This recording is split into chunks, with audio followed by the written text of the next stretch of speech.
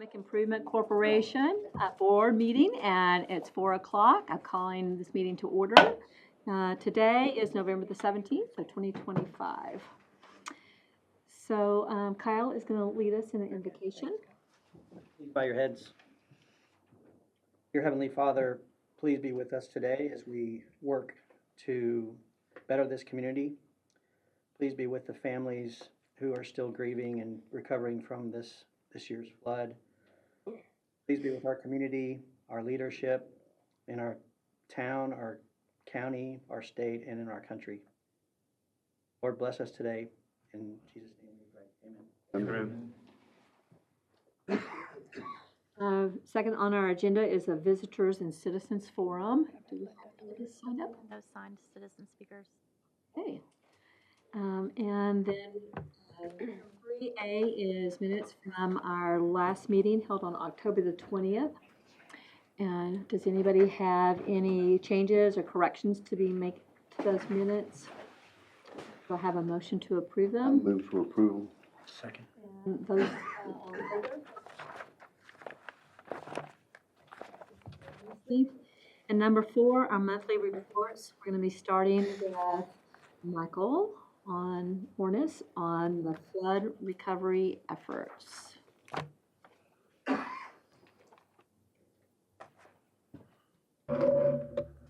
Well, good afternoon. How is everybody? I was going to pass these out and I forgot to. You want me to do it? No. Okay. I got a voice for the broadcast. Hand them down to your classmates if you don't mind. Take one, pass it down.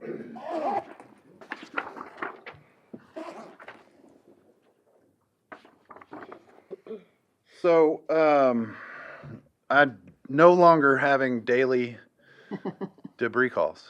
Yay. Yeah.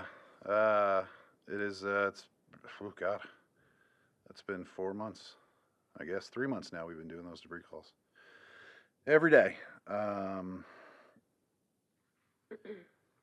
What it looks like we're going to end up with as far as the TDEM response to this from the debris is about 1.8 million cubic yards. So about 86,000 cubic yards from TxDOT and about just a little over 1.7 from the two contractors. Now, there's two different things that are going on. There's the debris removal that those two contractors were doing. That was separated by Thompson Road. One contractor was going west to Hunt, one contractor was going towards Comfort. Those folks were doing rights of entry on people's property to pick up that debris, or coming onto city public property, or going into the waterways to pick up that debris. So that is the function, that's the piece that's closed. If you drive up to Ingram, you see a giant crane in the lake. That's a part of Texas Task Force 1, and that is a search and recovery operation. That's separate and apart from it. We still have 2 people who are missing, and so that is a function of that effort. Not a dredging operation. It's all focused on search and recovery. So if after they're done searching through Ingram Lake, they're still not finished with that search, they would then move down to Nimitz Lake and would begin the process to set up there. That wouldn't start until I think December, if it does at all, right? It may not happen. But that's, just want to make sure, clarify, all of the debris removal, that's a function of that contract with TDEM. That piece is done. Now, I still have a bridge from the river trail that's down on Lake Kerrville. We rode our kayaks up to it. We couldn't pick it up. It's 80 feet long. 80 feet, Jay? Yeah. So, but see, Jay's really big and Ethan's really big, but those two still couldn't pull it out. So it's an 80-foot bridge section. That is the bridge section from Camp Meeting Creek that crosses the river trail, that section right there where River Hill comes out. And so there's still a few odds and end pieces that are coming up. This always seems to happen when a project closes out and we're like, okay, we're all done. Everybody comes out of the woodwork and says, hey, well, what about my property? What about this place? What about that place? And so we've had a few of those. River Hill community reached out, and they've got a whole bunch of rock down towards where the river trail comes in to River Hill. So we're talking to Mr. Junker and TDM about if they can come and take that out, or if River Hill's gonna have to take it out themselves. I don't know the answer to that yet. We're now on to we're on to the recovery piece from a city standpoint.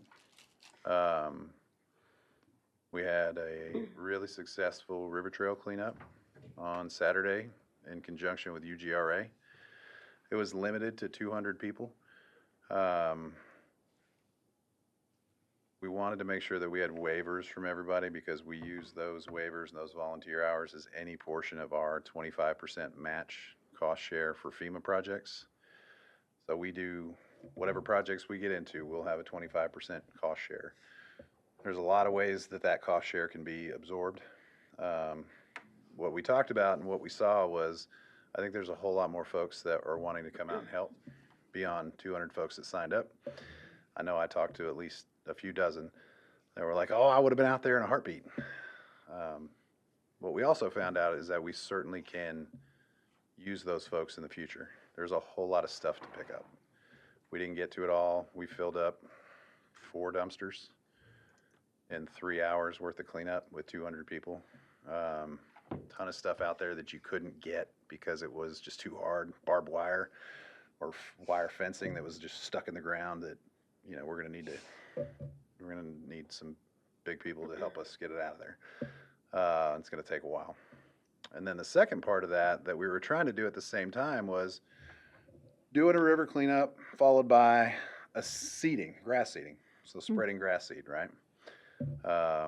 What UGRA and that long-term recovery riparian group has been working on is how are we gonna do all this? Planting trees all up and down the river, planting seeds, planting grasses, sedges, brush, anything and everything that we can place as the city, and then folks who are willing to have that placed on their property, finding ways to get on their land, finding ways to contact them and say, hey, are you willing? You know, we'll come out here, we'll plant these things for you. And so lots of conversations. We're talking about putting billboards up on either side of town, you know, have seed, will travel, something. I don't know. But we need, I think we could use 200 to 500 people just to help plant, just to toss seed, you know, because it's such a wide section of the river. Want to put it in the rock as well. So I think we're going to have quite a few opportunities moving forward for people to help volunteer with the cleanup. Sorry, go ahead. Can you explain that again about the 25%? Say a little bit more about the volunteer hours count towards 25% of what? So when you have a public assistance project through FEMA, they will pay up to a 75% cost share. You have to have all your T's dotted and all your I's crossed. So it doesn't always end up. Something like that. Something like that. Don't let me be the one who does the paperwork. How about that? And you can use any number of things to go towards your cost share. You can use staff hours in certain circumstances, equipment, put a cost, you know, to here's the cost of a dump truck for an hour, and we used X hours. And then volunteer hours they'll put a value associated with that per hour per volunteer. And then all of that can go towards our cost share, which helps to limit our Right. cash out of hand. Yeah. Right. Okay, thank you. So I know I'm probably missing a few things on debris. The highlight for me is that we're done picking up, for the most part, a lot of debris. As an example, comparison though, Hurricane Harvey had 200 million cubic yards of debris. So about 150 times more than we had, something like that. I was trying to wrap my head around like how much debris we had, and okay, we can take the washer and dryer and take it to the space station and bring it back down to Earth and then take it to the space station again. That's a fairly useless term. Somebody said you could do 100,000 pickup trucks filled with debris, and I was like, that's pretty useful. I don't know if you guys can wrap your heads around that, then fantastic. It all just sounds crazy to me. It's just a ton of stuff, so. With that, Madam Chair, I'll turn it over for any questions about any of the cleanup where we're at. Council, one last thing, council is gonna hear from Parks and Rec tomorrow about reimagining of Louise Hayes Park. And that's kind of our first stab with city council on what they would like to see. And so I know we discussed ways for EIC to help, but wanted to wait until the dust settles and we know financially where we're at. I can say right now, we don't know. We're still not sure what those costs are gonna be, what council's gonna wanna see. And we'll get cost estimates on low, mid, and high ranges for those projects. And so once we know that, we'll have something we can bring back to you. That's about all I got for the debris. What FEMA projects are you guys working on that you would need the 25%? Let's see, Bear Creek Crossing is one. We're doing the temporary PA project with them right now. Future full project would come down the road later, but that's $500,000 is the cost of that repair, that temporary repair. So our portion is $125,000. Now, we received insurance funds that cover a portion of the things that were damaged, but we'll run through the insurance proceeds before we get done with the project costs or the projects themselves. So we had lift station damage, we had fence damage. Some of that sounds small, but a fence around a lift station ends up being a pretty good amount of cash pretty fast. Obviously, the parks themselves, we were lucky that we were limited our facilities to lift stations, the water treatment plant, making better rising up some of the chemical storage at the water treatment plant so it's out of the floodplain. Some of that stuff's been there for a long time. So they like it when you go further than just replacement to mitigating some of that.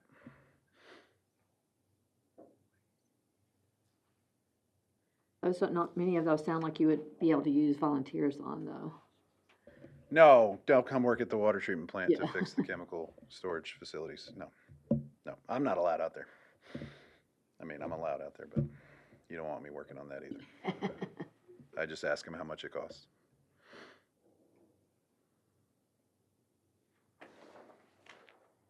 So are you seeing an opportunity to invite these 200 to 500 people to help toss seed? I mean, are y'all looking at an event?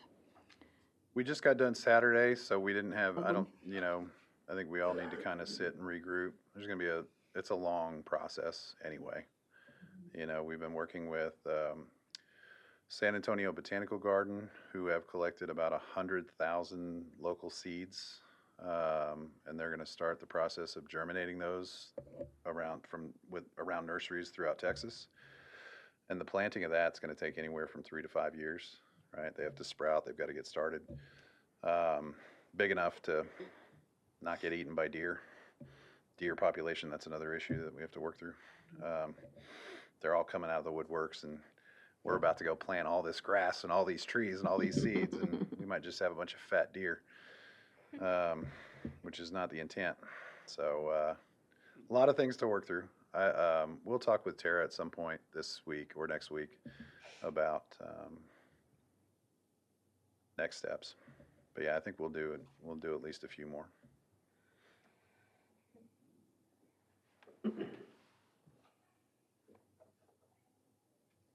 Anybody else have any questions of Michael? Okay, so did you have something else, Michael? No, ma'am. Okay, we're going to move on to 4B, the Carville Economic Development Corporation with Todd Bach. Madam Chair, thank you and board. Appreciate you allowing me to be here. I want to share with you a few updates. Number one, November 1st started our fiscal year. Thank you for your funding. We appreciate that. Funding came in, and November 1, we start our fiscal year, so we really appreciate your support in that. Under the CUR Together long-term recovery, a couple of updates here. It was last month we were able to meet with Comptroller Kelly Hancock, came to our business recovery working group just to kind of come get a feel of what was going on within the community around business recovery. It turned out to be a very good meeting with him. His office actually has some broadband grants that KPUB will be applying for, along with the assistance with LCRA, UGRA, City of Ingram, Kirk County, and the City of Kerrville to go after what's called the Middle Mile Grant, which helps close the gap, especially out in West Kerr, where there may or may not be fiber run between some of the LCRA towers to get the redundancy to help operate the flood warning system that will be implemented out through UGRA, along with some of the camp's needs for the redundancy in the communications out in far West Kerr. And I believe that due date on that grant is this week, November 20th. I know that all of those organizations have been working very hard to get together to make that deadline, to have that turned in to the comptroller's office. Couple of, as Michael mentioned, the River Repairing Group, extremely active, extremely big group, doing wonderful things. They were approved for their $150,000 awarded to the Hill Country Alliance through the Community Foundation. Very blessed to have that. The HEB PR and PIO funding for $200,000 was approved, be awarded to Kerr EDC. We'll be signing the contract tomorrow with our PIO for the long-term recovery group, as well as allowed us to hire Madden Media, which is the media company, the PR company that is used by Julie Davis and the CVB. We'll be teaming with them to help them tell our story and grow the Kerr Together's new website and control our media and put together our media packages along with our PIO. And Clint Morris will be that PIO. Most of you here probably know Clint Morris, family businessman and long-term PIO in town, along with his marketing skills. He'll be joining us. We also did receive our Rebuild Texas one-star grant for $350,000, which was awarded to Kerr EDC. That's going to go to help us, well, it helped us secure our lease. We signed the lease last week. I received keys this morning at 8 a.m. at the 98 Coronado James Avery building. So that will be our advertised Kerr Together Long-Term Recovery Center. We will get that working with HCTC right now. They're going to get our broadband set up in there, and then we've got a lot of other vendors that'll be coming in to assist us get it stood up, and then we'll bring in all of our partners that will come in and be working out of that facility. That'll be the area, once we get it opened up, that we will advertise to all survivors across the county to come in and seek anything they need, whether it be individual assistance or business assistance. They can come to one location, and we will have a lot of resources that will actually be officing there. Excited to announce that we partner with GEM, Global Empowerment Mission. We will they're advertised now to go out. We are seeking to employ a volunteer coordinator and a business case manager and business case supervisor and 2 business case managers. Those will be also located in the 98 Coronado building for businesses to come and receive assistance with their business, where they stand at the moment in their business, and we'll have a list of all the available resources for them there as well. The communications working group has developed and come together and selected a new branding that will be revealed soon as a part of the one-stop shop. A couple of other grants working on, one for Centerpoint Lions Park, a $30,000 grant to help. Centerpoint has a vision for turning their park into a gathering place there in Centerpoint, along with the River Repairing Group is working on an Adopt-A-Trail, which is kind of like an Adopt-A-Highway, but it's a very well orchestrated rebuild, a section of the river, River Riparian, and will be adopted by organizations that will actually own that riparian strip that they have committed to.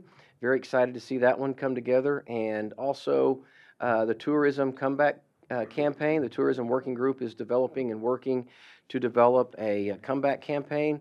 Very similar to what you see most cities or communities that have disaster, where they invite everyone to come back to the community. We're open for business, and we need your help. We need your tourism.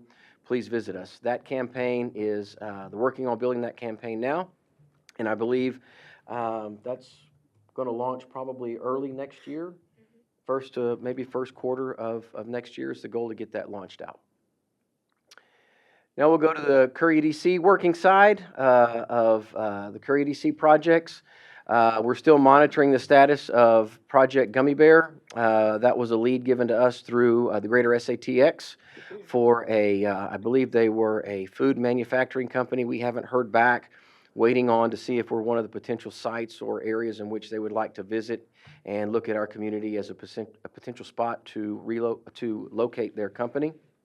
The Business and Retention Expansion, Project SAVE, is going very well. This is a local family here in town that have developed a health wearable similar to that of what you would use to monitor vitals.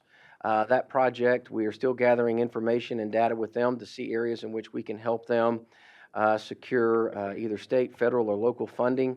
And that project is underway and running very well. We've got Project Bobcat, which is exploring warehousing space to look to bring potential warehousing space out from Laredo and have that housed here within Kerr County, specifically in Kerrville is their choice.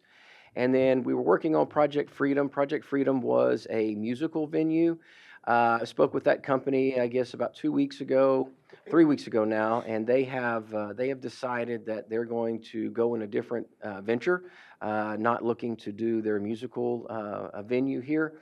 And as early as this afternoon before I came here, visited with the gentleman that's looking at bringing the collegiate baseball, minor league collegiate baseball team to Kerrville. Had a great meeting today with Schreiner University, and I met with him afterwards. Our next step in his project is going to be to get together with a lot of our local baseball families, those that are very well versed in what it's like to have select league baseball player and collegiate baseball players that we've had from the region, to get together and see what kind of support that he can gather from them, having them as host families for the players. And also on Curry EDC this month, we'll have our board leadership elections at our December meeting, where we select our chair, vice chair, and our treasurer. Any questions? Busy as always. Busy, busy, busy, busy. Thank you. Thank you. Thank you.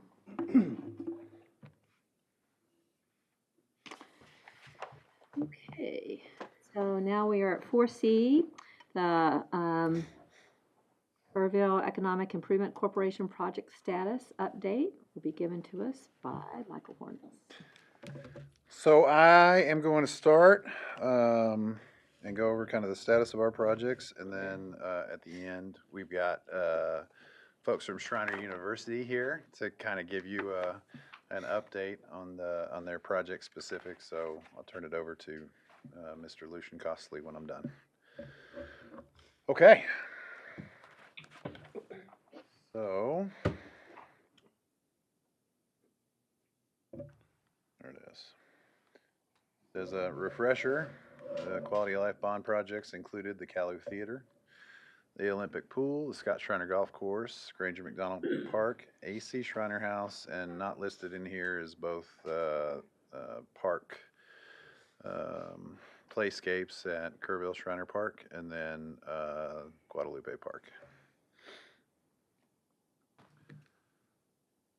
So the theater project was, I think we're all excited that one is done. An interesting thing, putting a new roof on a building that looks like that. There's a lot of roofs on top of that space. I'm happy to say you can walk out from above the men's restroom on the door, and the ceiling does not sway when you stand on it any longer. So that's also very, very good. Seemingly, I haven't heard anything bad from Jeffrey Brown or anybody over there. I was at the event for the Spirit of Scotland. AC seemed to be working really well, so they're thankful for that. The group themselves had some renovations outside of the scope of this project that they're working on as well, updates to the bathrooms, some interior renovations. But so far, everything seems to be going well, and schedules are back on for moving forward. The Olympic Pool, that is photos that as recent as this week. So on the right, you'll see there used to be a building. The left of that tree, and it no longer is there. The pool itself, they're starting to work on all that. You'll see that second bullet point, we have a change order request that's coming in from J.K. Bernard. A part of our scope had a $50,000 unspecified plumbing line item because we knew there was a leak. We always knew there was a leak, but it's hard to tell exactly where it is unless you're excavating the entire project. And so we didn't know how big the scope of that was. And so we had $50,000 in there. It looks like it's going to be closer to $150,000, That's exactly how it works. which always stinks. But which is why you have contingency funds as a part of your line item. So we'll pull from our contingency. Now that is the biggest unknown in there, right? So I think you always have one or two of these things during the project, and that's, I'm hoping, our one and only. It's not a complicated building, and the pool project itself isn't that complicated. So again, that was the unknown in there. It's still within our budget. We're just gonna have to pull from our contingency. Usually I like to wait till the end and hope you don't have to pull from it, but we just didn't know the extent of that, the piping issues underground. And now we do. So I don't have exactly that number. I'll have that for next month's meeting. We're still waiting on that quote. Let's Can I ask you a see. question about the picture Please. on the right? So where the sidewalk comes down and like the handicap railing and stuff like that, was the building just directly to the right and?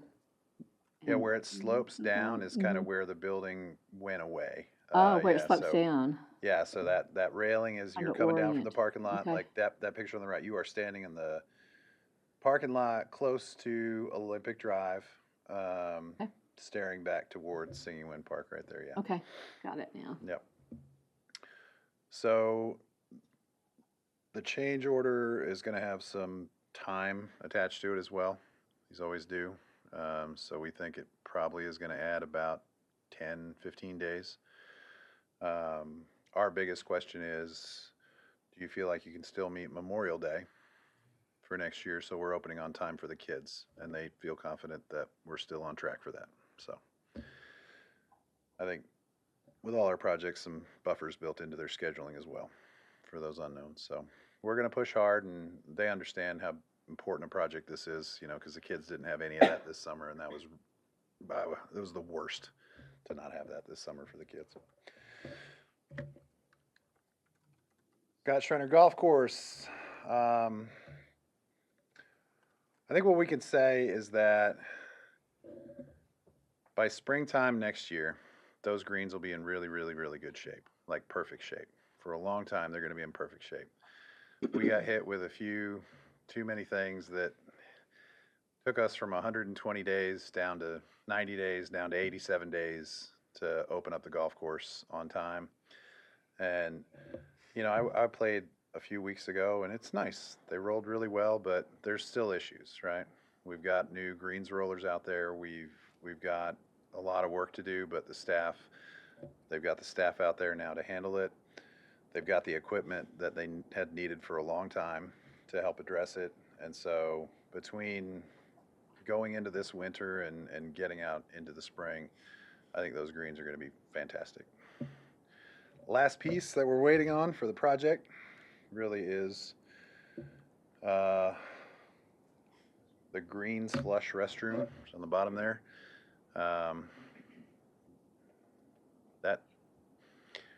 The whole purpose of that was to not get around. I didn't have to build a fire access road. It was within a certain feet. We didn't have to extend our utility lines out there. But it's not the simplest thing building one of these green flush restrooms. So our schedule is coming closer to that being out there. We're gonna have to have a crane it out there. We still have to build the pad. Overall, the project's still gonna be under our budget for $3.65 million. It's gonna be close to that.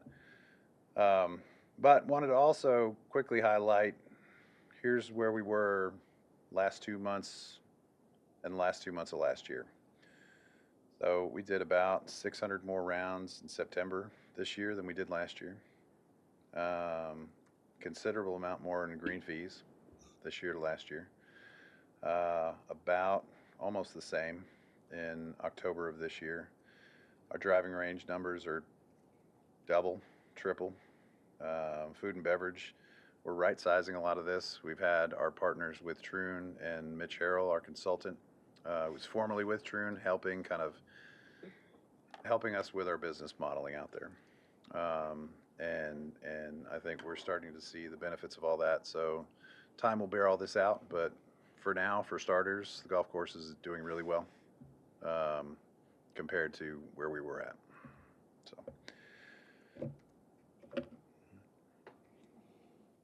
AC Shriner House, I can talk about this, but I should say Kim Meismer has been doing everything at the AC Shriner House.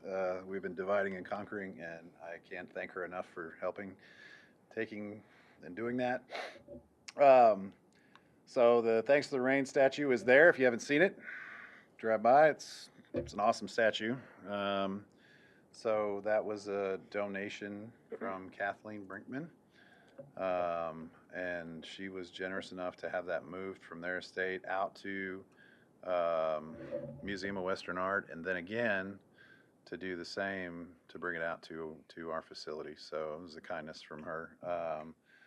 There was a second statue, the Winning the Iron Shirt, and that one is still out at the museum. That one will be permanently out at the Museum of Western Art. It's too big for us to have anywhere. It's 25 feet high, I think.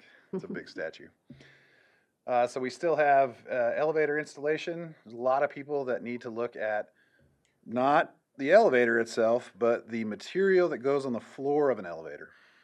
They have to look at it before you install it, and then they have to look at it while you're installing it and after you're installing it from the state. There is inspections galore on elevators. So try not to build any of those if you don't have to. Yeah. Working on the exterior paint and the trim work. And all of these, there's been a few issues that have been added to the project, so we were hoping to have that to them end of October. We had to add some paint. We didn't have paint on the carriage house, but if you drove past it and you looked at it, you knew what we knew. You cannot have that old pink paint right behind this new building that's like shining white. It was horrible looking. And in addition to some of that paint, we had some work to secure off that building so people couldn't access it, couldn't get onto the back patio, which was dangerous, and it wasn't in good condition either.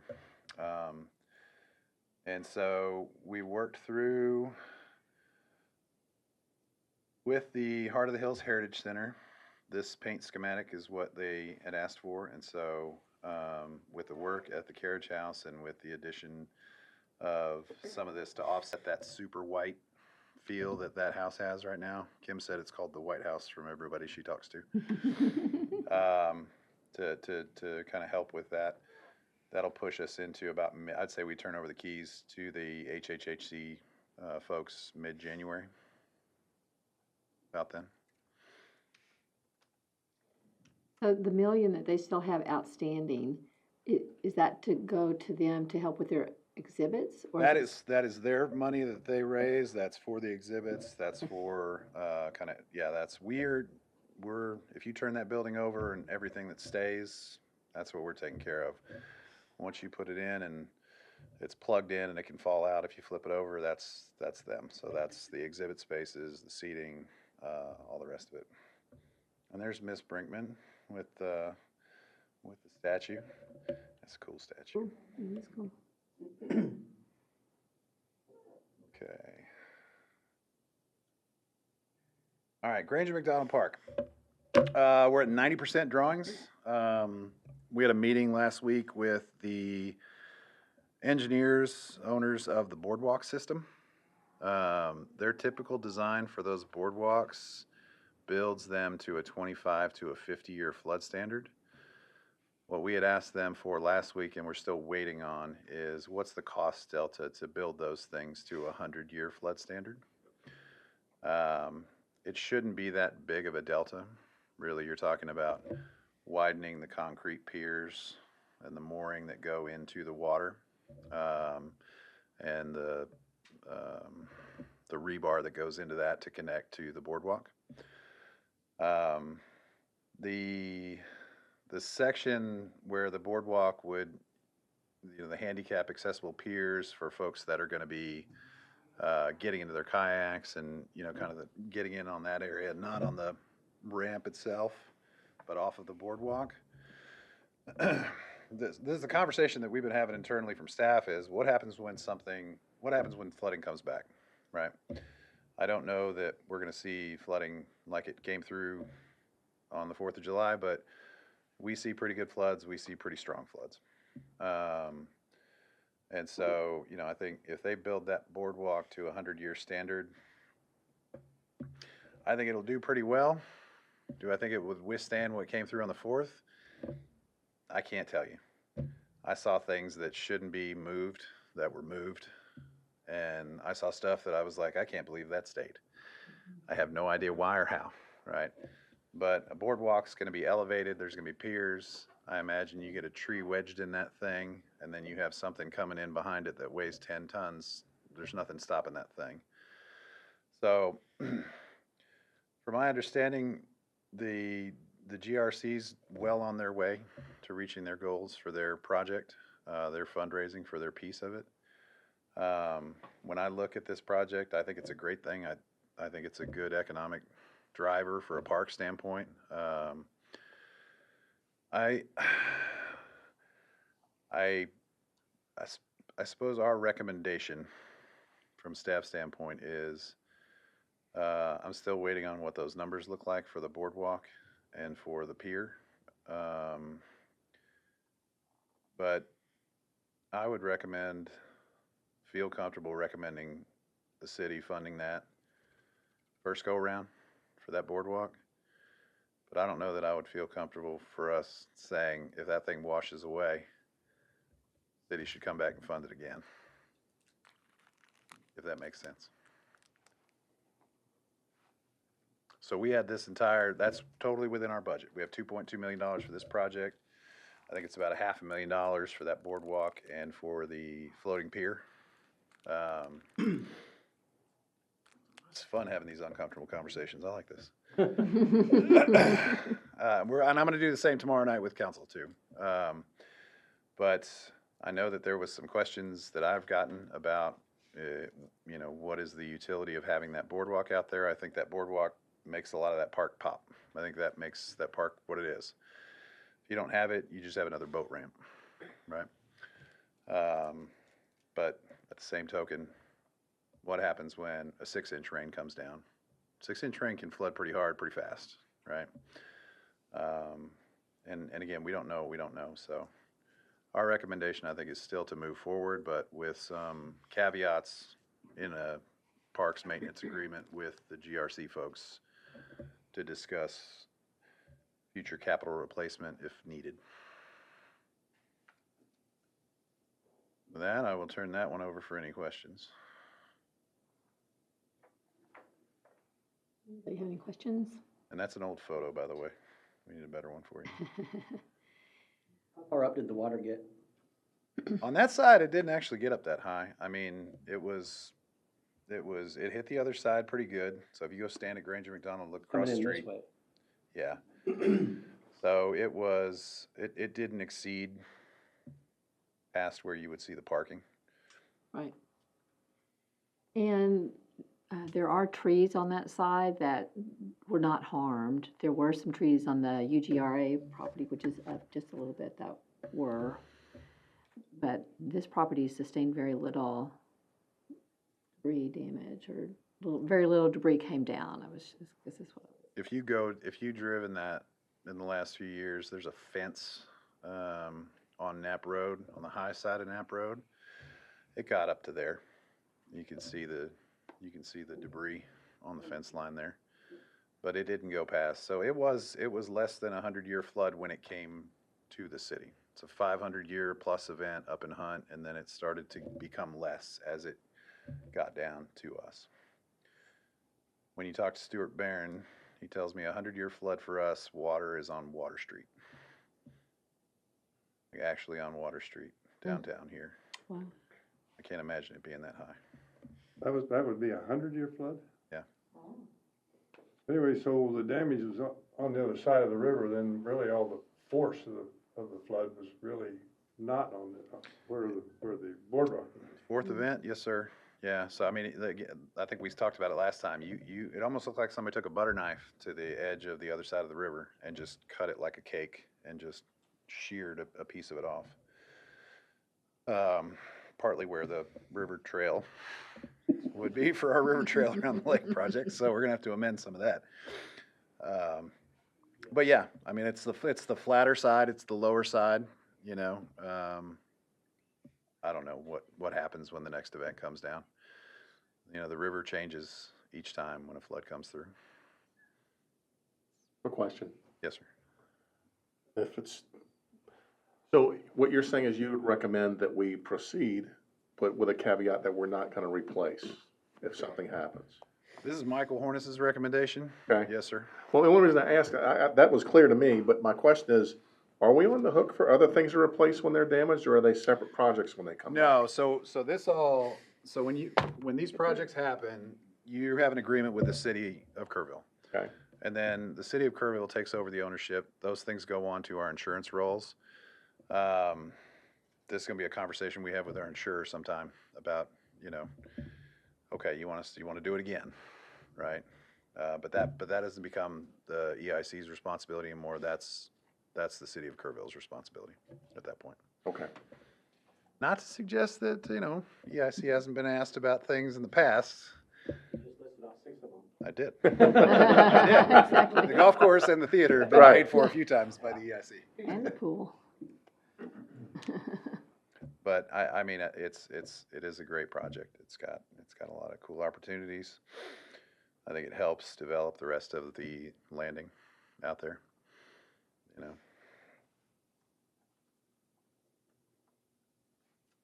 Okay. All right. No more on that one? Okay, cool. All right. Yeah, Moving invite along. Schreiner. Oh, Last No. piece, so there is no ask from you all for Guadalupe Park and the rebuild.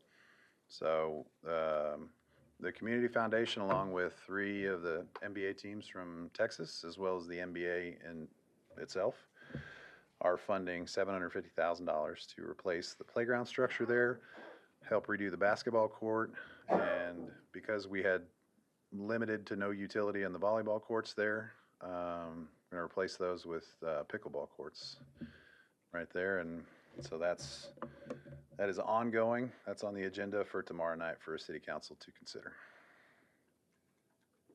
Additional projects, we'll probably have some money coming out your door for Lennar Phase 2 pretty soon. You've got $5 million, $2 million initially once their Phase 2 of their infrastructure is complete, followed by $750,000 payments over 4 years after that. Habitat for Humanity, they are blowing and going. Some of you might have had a chance to go to the Habitat Golf fundraiser last week. Hope you had fun. Wasn't the fundraiser? Wasn't a fundraiser, sorry. It was paid for through there was Happy a State. donor for it. Happy Happy State? State. Yeah, paid for all the registrations. So, I think we had a team from the city go. I couldn't be there. I like going to those things, but, Fun. good. James Avery, we did get some communication today from James Avery about the traffic lights, so I should have a donation agreement, which is the last piece that we need for the project out there. For those of you that don't know, James Avery is EIC is helping to fund a traffic signal out there. If you go by there in the evening or in the morning, you'll notice there's police officers or sheriff's deputies out there directing traffic. And so 2 years ago, EIC considered a grant to help with that. It's been that long to get the donation agreement from TxDOT, so should have something for you either in December's meeting or in January's meeting to finalize that. All right, I have talked for long enough. Yeah, I do have, I'm sorry, Please. I have one more question. I thought I had heard that some of those sports teams were also paying for some of the flood damage on the soccer fields or the baseball fields, is that not? the Loop 534 soccer fields that were used by the debris contractors. Oh, All the other fields that we had in town were not Okay. damaged. okay. I know that some of the baseball teams from the Major League are helping out with Ingram Middle School, and I believe all of the Major League sports teams are helping out in each one of the communities in some way. They're doing stuff in Hunt, they're doing stuff in Ingram here, they're also doing stuff down in Center Point. So I'm not sure about those projects. I can bring that stuff back next month. That's okay, I was just curious. But for our soccer fields, one of the contractors that was doing the debris is now in charge of sort of the reclamation of our fields. So all that debris is now gone. They've been working to shape those fields the way that we want to see them. They have to restore it back to its previous condition. We're checking to see that the irrigation lines and the systems are still functioning. I'm sure that there's some areas that are not. And so they'll replace those.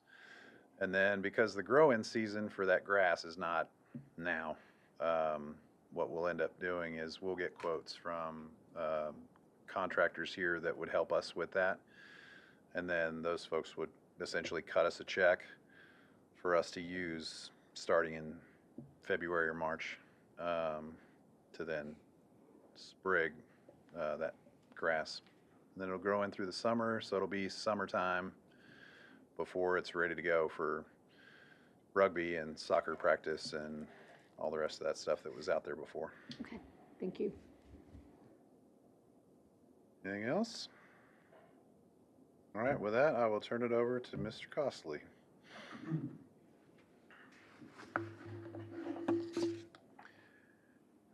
Well, good afternoon, everyone, and thank you so much for allowing us to present before all of you. I appreciate your time this afternoon. So my name is Lucian Costley, and I serve as the Vice President for Planning and Finance at Schreiner University. And I've got a bit of a slide deck here for you, so basically want to go through a little bit of history of why, of course, Schreiner came before EIC and had 2 requests. I know some of you are new to, of course, the membership, and so we want to provide a bit of a history and, of course, that update. The last time we had an update was this past spring. It was early spring, and so it's our goal to really do this in-person update at least twice a year. So we started with, of course, our approach here as we connected to the Kerrville 2050 plan. And we really wanted to identify ways in which Schreiner University was contributing and being a good contributor to the community.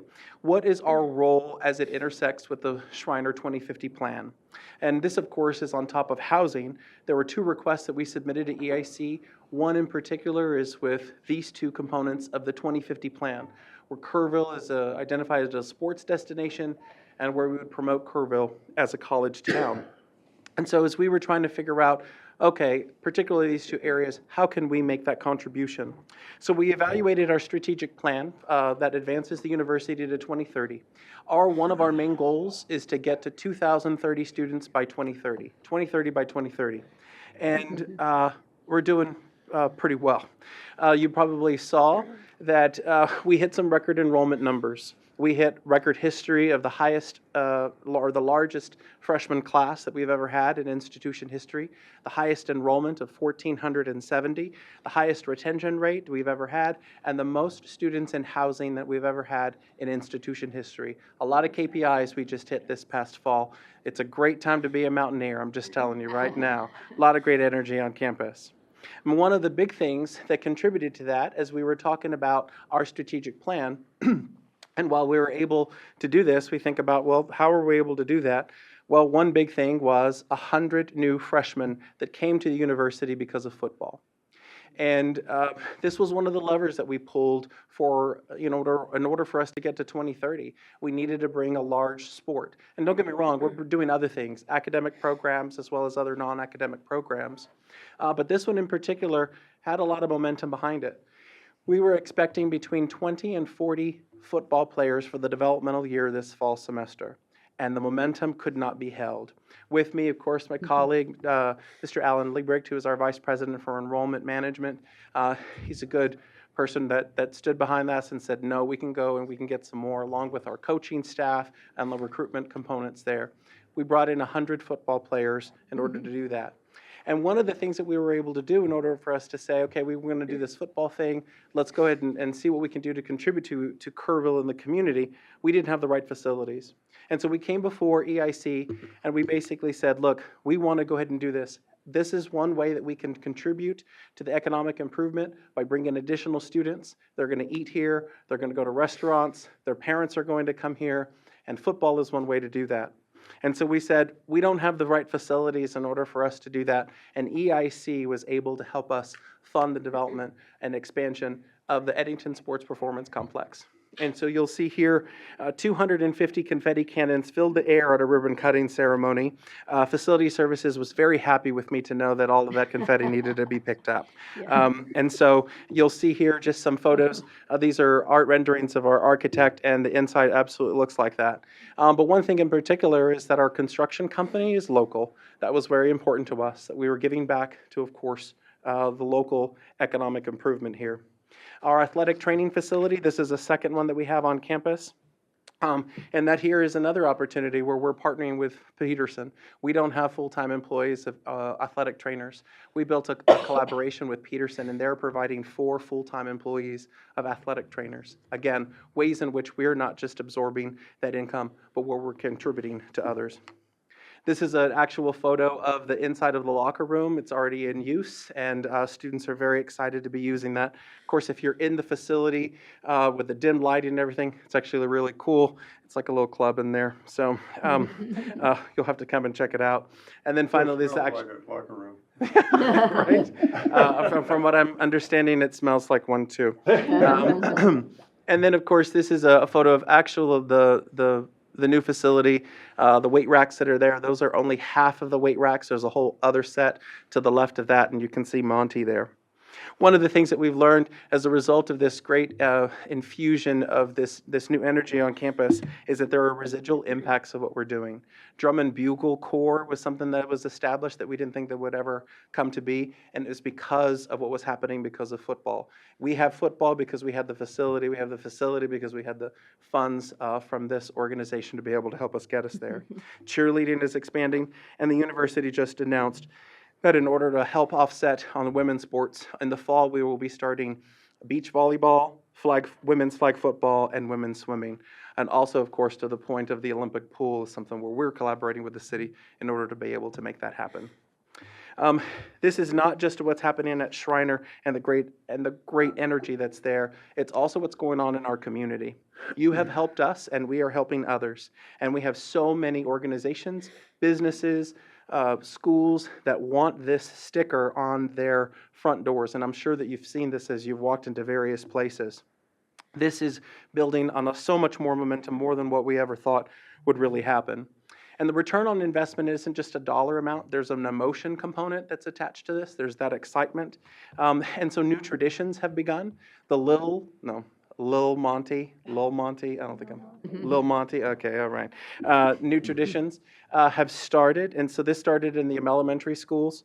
The Calvary Church donated a t-shirt of the Lil Monties for every elementary student, Kerrville Independent School District. They purchased them, passed them out, and you can see here our football players meeting with students, autographing a variety of things that they want autographed, and of course, great momentum where you see a second grader looking up at this very large football player.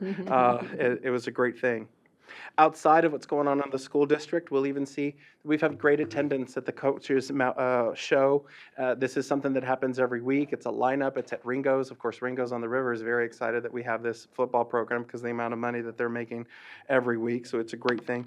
Good attendance, a lot of energy, and people are excited. And on top of all of that, and actually after we conclude here, I'm going to the school board meeting with Kerrville Independent School District to talk about our agreement to rent this facility so that we can have football being played here next year for competitive year. This is an excitement thing. I will tell you that this is no different when we host 5 home games here, the amount of people that will draw, just like it drew for the volleyball championship for the SCAC. We made it to the finals. Our volleyball team made it to the finals after many years of not even being able to get into the championship. Unfortunately, we didn't take the title, but we're really proud of our ladies for going thus far. And what happened this weekend was that we had 6 teams from different cities coming here, staying overnight, doing the things that we want to do to get the economic impact and get that return on investment. That's what we're continuing to contribute to this town. I'm very also happy to report that while it's still early, the number of people that are joining us for Shriner Saturdays, which is like a visiting day, it's up. The number of prospects, it's higher than what we've seen in the past and years prior, and it's growing. There is a great momentum that's happening. A lot of it is because of football, and we're just taking advantage of that momentum. It really is a great time to be a Mountaineer. That's the first request. So we went to the EIC, said, give us some money so that we can get that building up and running. We've done that. It's operational. It's great. We'd love to give you all a tour. The second one is, of course, all of the things that you can see there on the Kerrville 2050 plan and how it intersects with the development of workforce and training.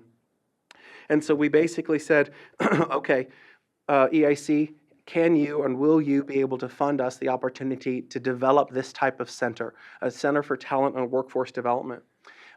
Because it connects to the 2050 plan and because it's our responsibility to serve our community both regionally, locally, and where we are meeting where these students are, not just a bachelor's or a master's level degree, but more than that. And so, but I will tell you that this isn't anything new. Some of you probably have seen this kind of concept of community colleges, which is perfectly fine, but universities alike have been doing this for years. Penn State College has a workforce development. The State University of New York, the SUNY system, also has the same program. UT-RGV with workforce development have been doing it for years. Texas Tech, the University of Texas at Dallas is another example. Texas A&M, yet another example. And because of your generosity and forethought, we have been able to develop the Center for Talent and Workforce at Shriner University, which is really a great opportunity for all. I will tell you that construction is continuing and almost done, and what we would like to do is invite all of the members for a specialized tour once we get up and running and operational in the actual facility that we have at the Hill, and that'll be this coming spring. But to share a little bit more about the CTWD, I'd like to introduce, of course, our new director, Dr. Melissa Allen, so that she can conclude.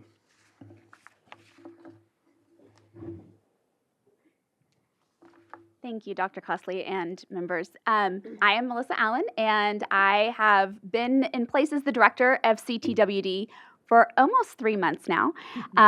Super excited. One of the things that drew me to this was just the potential of this program to make an impact.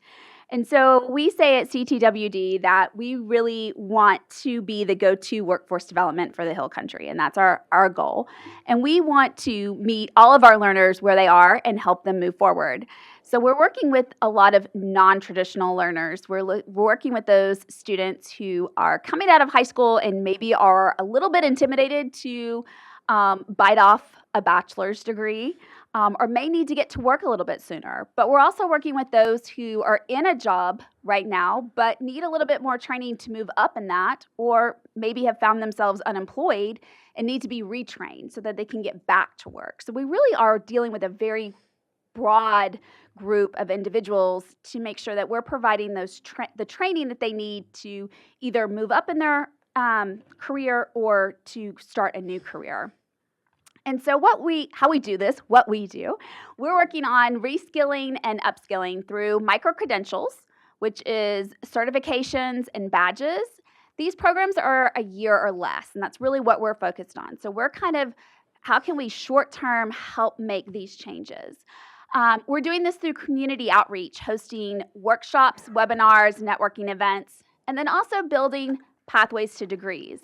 We don't want our certifications to be a dead end if the student doesn't want it to be a dead end.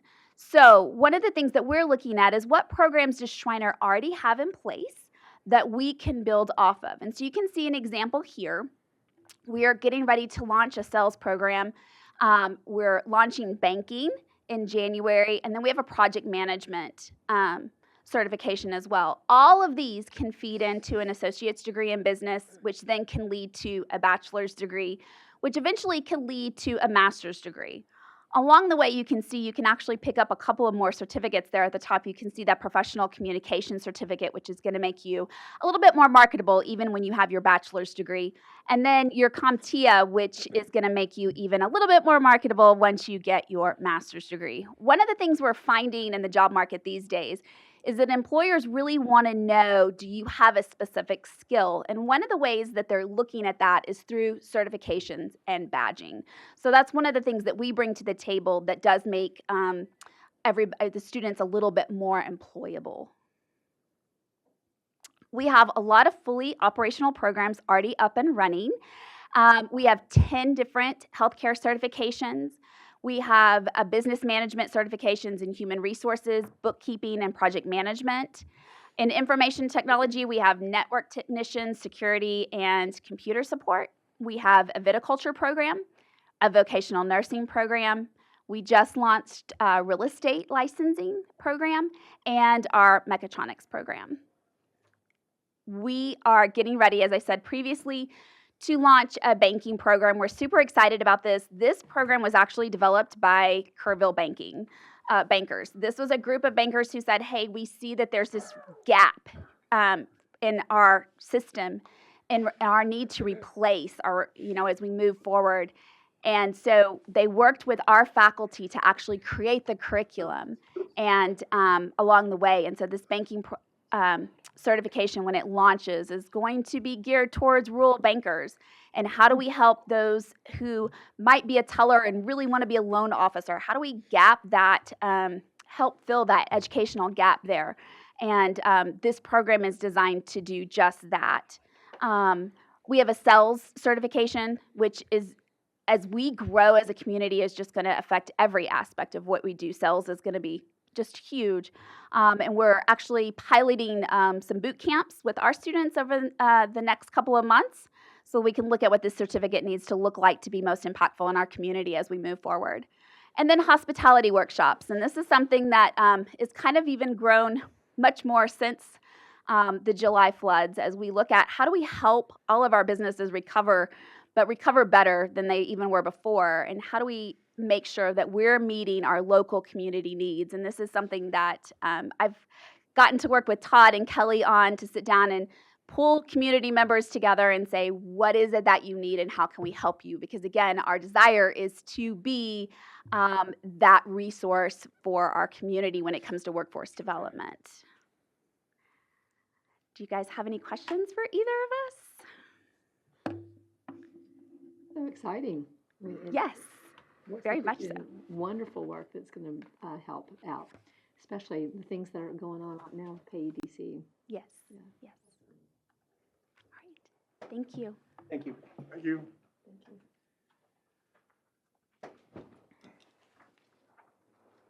Okay, moving on to I'm sorry. Moving on to 4D, and we're going to hear our monthly financial report with Trina. Alrighty. Good afternoon, everyone. So before we do your October financials, we're going to look at fiscal year 25 end. And this is just an estimate because these financials are not audited at the moment, and there may be some small immaterial changes, but even so, we think we're there.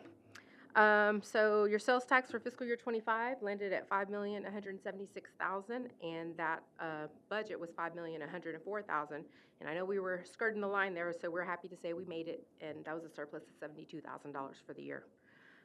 We did reduce that budget by 3% compared to the last two previous years, so that went well. Investment earnings totaled $377,000, and this budget was about $153,000, so $224,000 better.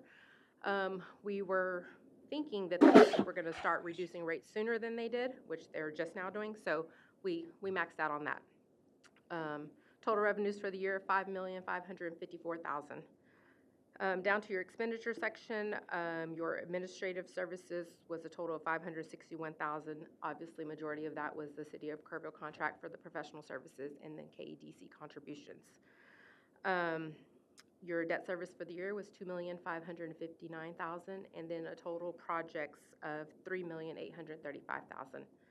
So it looks like your net change was a negative $1.4 million, but we did a lot of projects this year, so there you go.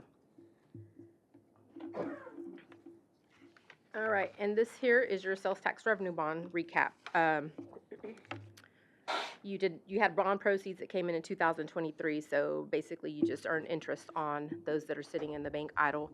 So $823,000 for the year in interest income, and then you funded $7.5 million worth of project expenses, and that was a net change of a negative $6.6 million. All righty. Any questions on any of that? 25? We'll update you if anything substantial changes, but I don't think so. Okay, so October 31st, first month of the year, not a lot of activity, but we'll report it out anyways.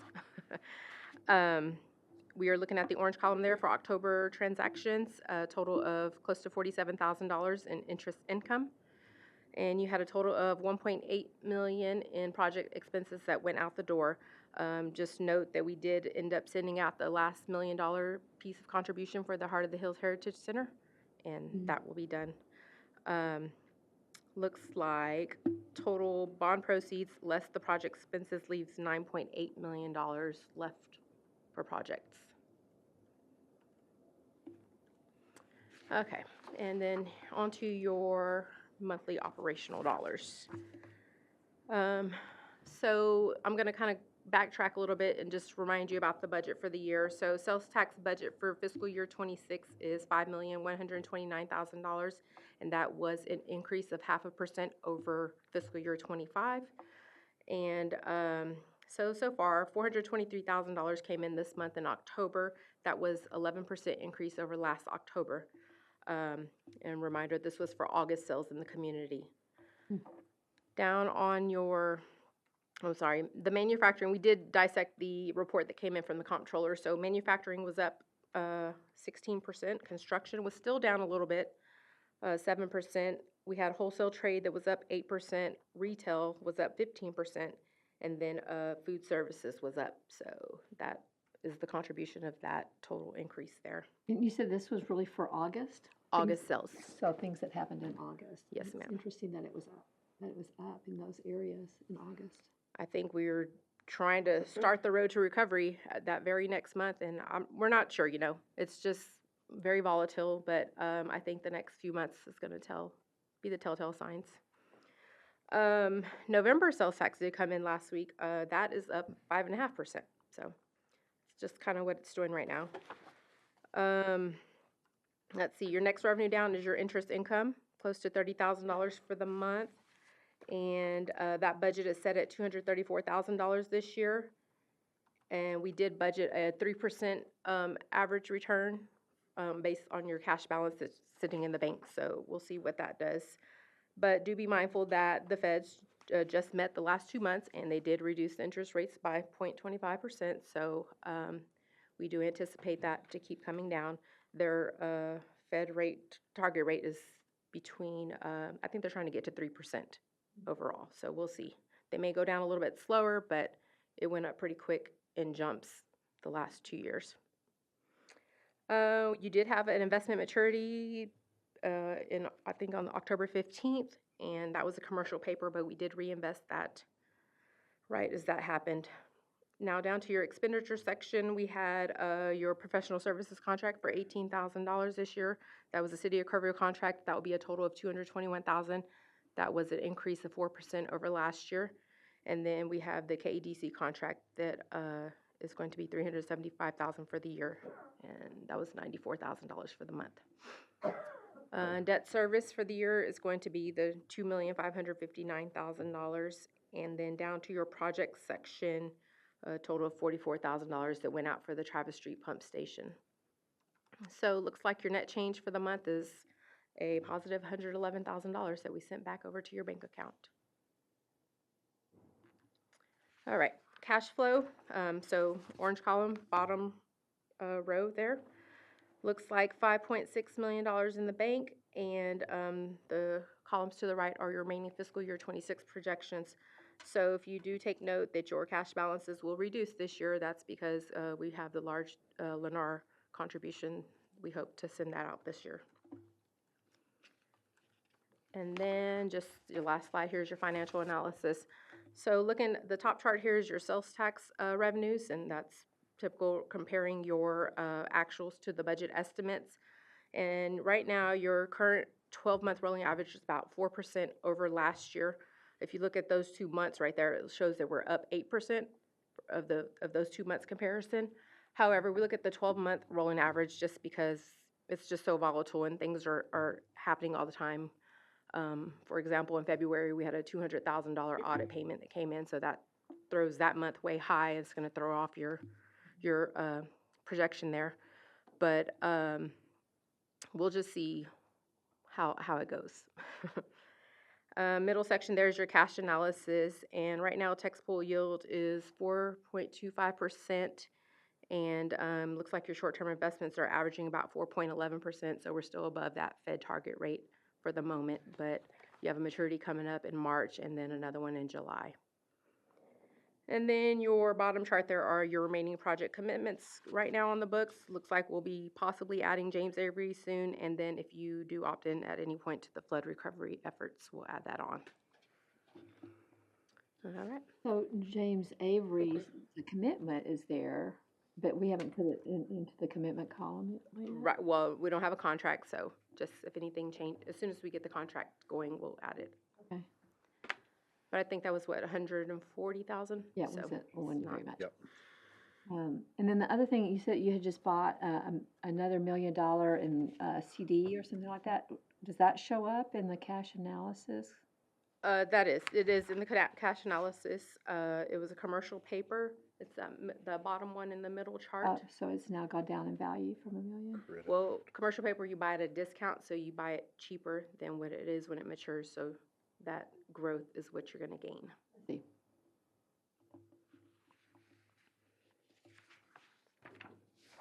Anybody else have any questions? Okay, thank you very much. Oops. Hope I didn't turn that off. Hey, looks like we are to 5A.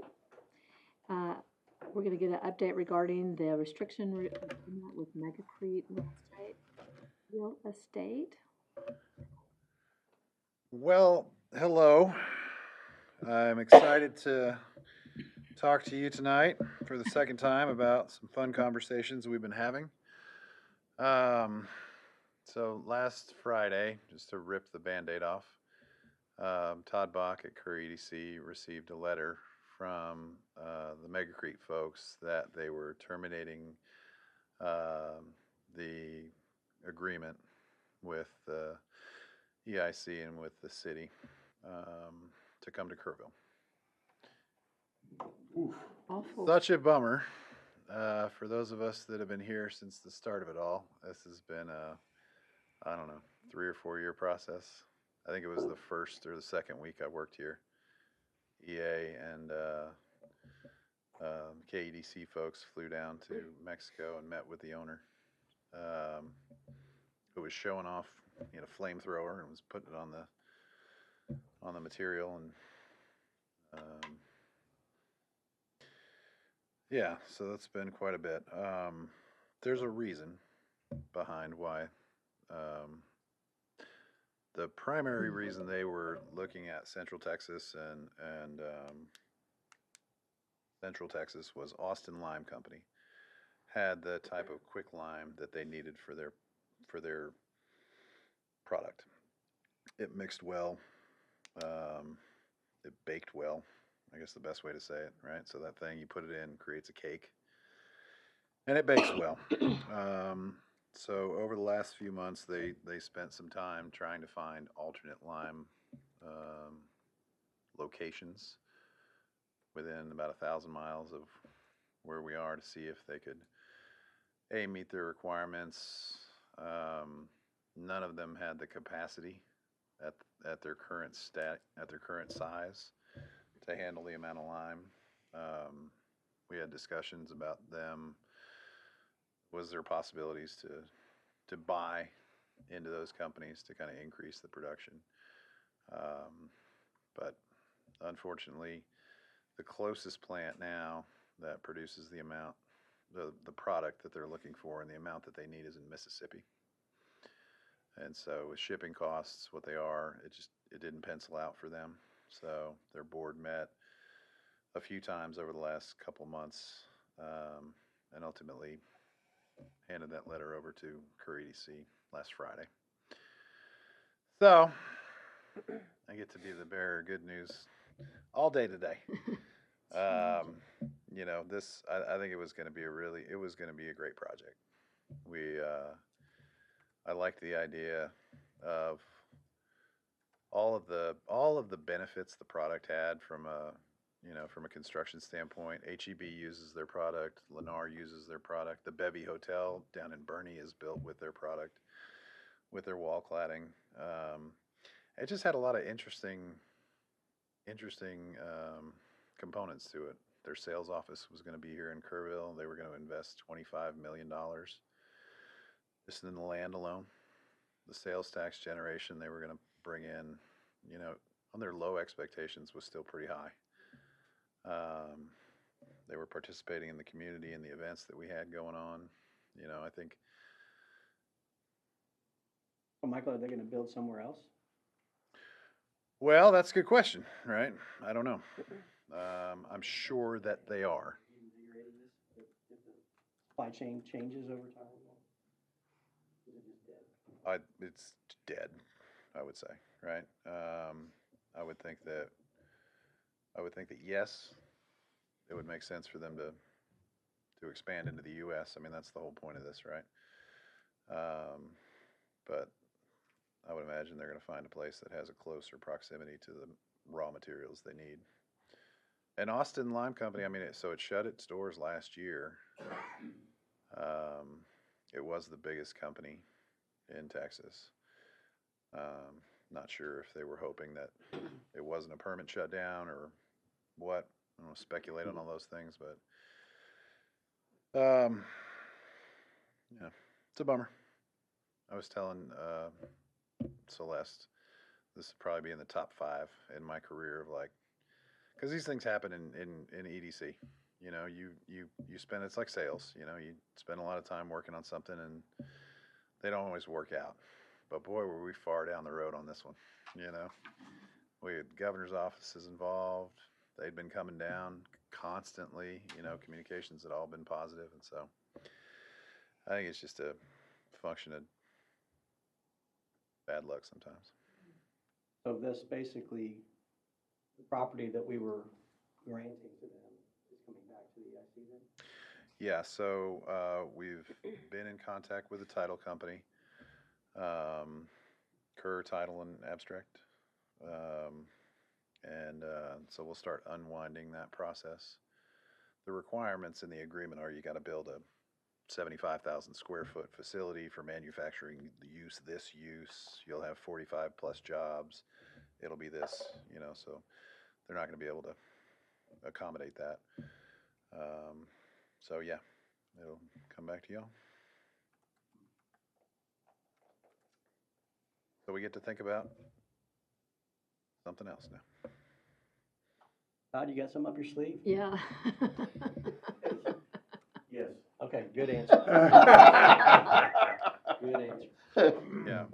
Well, there is a new road, right, that's been built. So the road's being worked on. You know, the road is, I mean, that was a function of, yes, Mega Creek coming in, but the west side expansion of the airport, it just, you can't do anything out there with the road and the condition that's in. So yes, that is happening. We're moving Mooney forward. Road? Is that Yes, what- sir. Yeah. And so that will be a positive if you're looking at another manufacturer with that. Just about anything that you want to do with that property, would need this road expansion. Mhm. Any other comments, questions? Maybe it'll work for Project Gummy Bear. We put a music venue out there, I'm not sure the neighbors would be happy, but, you know, Yeah. it's got a lot of space out there. Shriner Football Stadium. Right? That's all. Okay. If I gotta say any more, I'm just gonna start crying and I don't Okay. want to. Should've put that one at the beginning. That's a bad one. I would've just walked out if that had done that. I guess I'll remember that for next time. So we'll have more on this, once we get a chance to have further conversations with them, and with the title company and the attorneys. We'll bring that back next month. And some ideas. Be great. Or Todd will bring back ideas. You might as well stay there because our next agenda item is 6A, and we're going to talk about either rescheduling or canceling our EIC meeting in January and/or February, which fall on holidays. Which both fall on holidays, so, and now you know what's funny is I totally left my calendars upstairs. So the third Monday in January is the 12th? No, the 19th. So in the past, what we had done is to have it on the Tuesday, but it's y'all's schedule. We're always available. So we could have it the Monday following. So that would be, you know, we've gotten through one council meeting, but that would be the 26th. So the 20th, or it really doesn't matter to us. It's up to y'all. 20th or the 26th. 26th would be on a Monday, so it's kind of already on your radar. 20th would just be the day after, and then for February, that meeting would have happened on the 16th. And we would suggest either the 17th or the 23rd for February.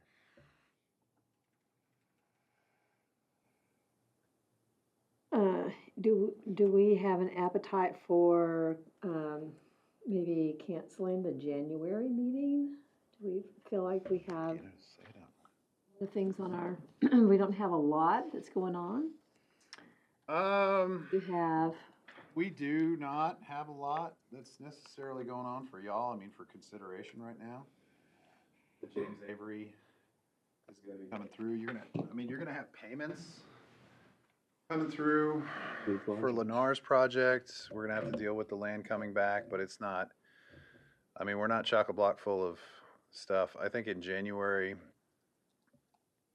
I will say though, January or February, we'll probably have a decent sense of where we are from PA project, for reimagining the parks and okay, well, things let's like keep that. it then. So does it, do we have any comments on who prefers Tuesday, the 20th, or Monday, the 26th? Is there any? I'm good on any of those. I'm days. good either day. On each month. Okay, Either one is fine with me. okay, Either one's fine with me. Let's do the 20th. Yeah. I think so too. Okay. Yeah, let's go for the 20th, and then, in February for the 17th. Is everybody good with that? Works for me. All right, Tuesday, okay. Keisha will send those out for us. Yes, she, Okay, any other discussion on that? I believe we need an executive session. And then any items for future agendas that we want to bring Yeah, I up? had one to throw out. Celeste and I had visited earlier, and I think she spoke with Mike about it. And just something to explore if the EIC can work as a conduit for the community foundation, work on city projects, quality of life, things that would fit under the purview of EIC, see if there's any interest in maybe giving them the opportunity to give us funds to use on city projects specifically, so that y'all can come to us, we have a match and, ask us for that to work on things that are flood related specifically. okay. We have a call into Austin. I don't know if they're paying out or not, but I don't, as at least according to Mike, I think that legally we're okay to do that. If for some reason we can't, but at least explore it. I mean, yeah, why not, yeah. So let's put it on the agenda, and then Kyle and I will meet with Austin and have a conversation with him, so does everybody understand that EIC is a nonprofit corporation, and that we could be a nonprofit that the Community Foundation is able to give grants to, and then we would use the same process that we do for EIC, that the city would come with a project that they wanted some support on, because we don't have a lot of EIC funds in the next few years, actually, because we've done all of these projects. We do have some for some smaller projects, but we don't have enough for a larger project. And so it would provide a way for us to, the EIC, to participate in flood recovery projects with Community Foundation funds. If y'all wouldn't mind, just add me to that call, then I can have staff report for the next meeting Okay, for everybody. okay. So would it work just as well the other way around for us to participate and fund some of their projects instead of them having to give it to us? I mean, it would be cost sharing kind of a thing. Well, I think part of what you're talking about is leveraging, each other's funds to help out, because, EIC's, sometimes lately we've been asking EIC to fund the whole enchilada, and it's always been kind of the last mile. And so, an effort to maybe pool those resources. Mike's words were Marshall Resources. There you go, yeah. That was a really good way to look at it. Something to look into at least. Yeah, I think it's great. This is but you could do it either way. We give them the money, or they give us the money, or whatever would. It always ends up with an agreement with the city somehow. Yeah. I think we have a really good process set up for people to present quality of life projects to hear. And they do too, apparently. Okay, Okay. we'll bring that back. Let you know what happens. Yeah, thank you, Kyle. And I think Okay. if you want, we can just have a placeholder for kind of just status updates for, where we are. Even if we don't have anything, we can just generally talk about it. Every 30 days, we'll have some better information. So hopefully by next month, we'll have something pretty good to bring back even. We'll add that as a placeholder as well. Yeah, okay, great, thank you. Well, with that said, unless there's any other comment, then this meeting is adjourned.